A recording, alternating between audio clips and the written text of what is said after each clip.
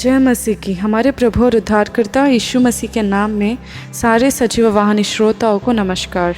आज के दिन हमारे ध्यान करने का विषय सर्वशक्तिमान परमेश्वर से सहायता ले। हम कई बार परमेश्वर की सहायता करते हैं, सोचते हैं परमेश्वर ये मैं थोड़ा काम कर दूंगा, बचा हुआ काम तू कर ले। हम करके आधा आधा काम छोड़ देते हैं और सोचते हैं कि हमारी सामर्थ्य से सारे काम हो जाएंगे। हमारी ज़िंदगी में ऐसे बहुत सारी चीज़ें हैं जिसका सहायता केवल परमेश्वर ही कर सकता है, और हम हर एक चीज़ में जब परमेश्वर की सहायता लेते हैं तब अधिक रूप से आशीषित प्राप्त कर पाते हैं और हम विजेता देखते हैं हर एक चीज़ में। जो कोई भी चीज़ हो, देखिए हमारा परमेश्वर ये नहीं बोलता देखो मुझसे छोटे काम हो सकते हैं, नहीं तो मैं बस ये बड़ा एक काम कर दूंगा, बाकी सब मेरे से नहीं हो पाएगा। नहीं, वो हर एक काम करने का सामर्थ्य रखता है, क्योंकि हर एक चीज़ उसकी रचना है।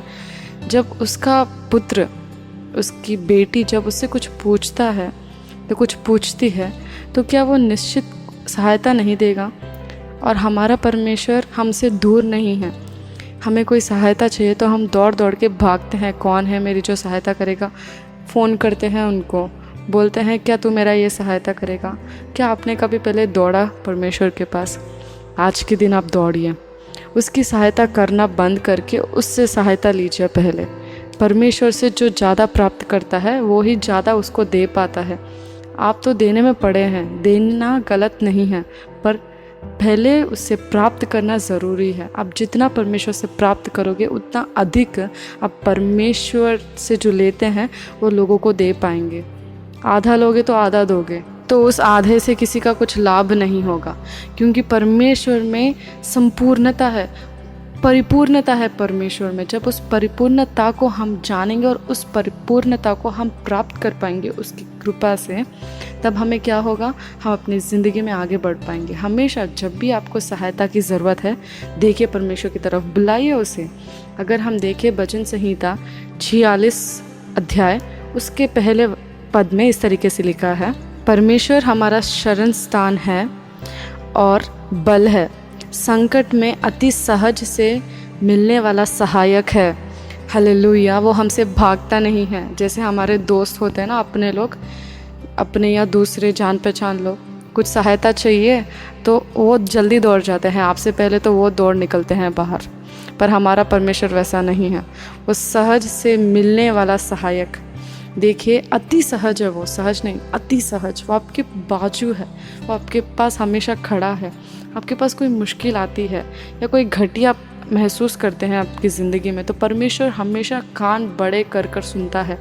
क्या मेरा बच्चा, मेरा बेटा, मेरी बेटी क्या मुझसे सहायता चाहती है?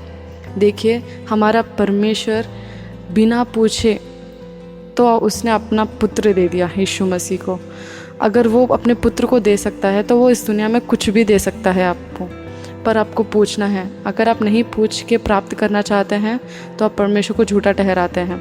तो परमेश्वर आपकी आशा से बढ़कर या उसके नीचे कुछ करता नहीं है। अगर आप पूछने की सामर्थ्य रखते हैं, पूछने की आशा रखते हैं, पूछने का दम रखते हैं, तो परमेश्वर देने को तैयार है। वो जो कुछ उसने दे दिया है वो उसको आप अपने आँखों से देख पाएंगे। कई बार परमेश्वर हमारे सामने बहुत सारी चीज़ों को रखता है, बहुत सारे चमत्कार को पहले से ही करके रखता है, पर क्या होता है ना, हम परमेश्वर की ओर ध्यान नहीं कर पाते। इस वजह से क्या होता है, शैतान हमारे आँखों को बंद कर देता है और इस वजह से हम देख भी नहीं पाते कि हमारे सामने वो आशीष है।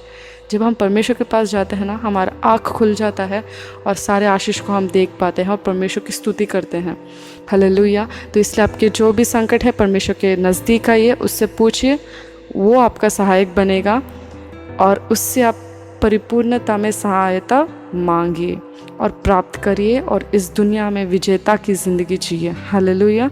परमेश्वर इस वचन को आशीष दे। आमीन।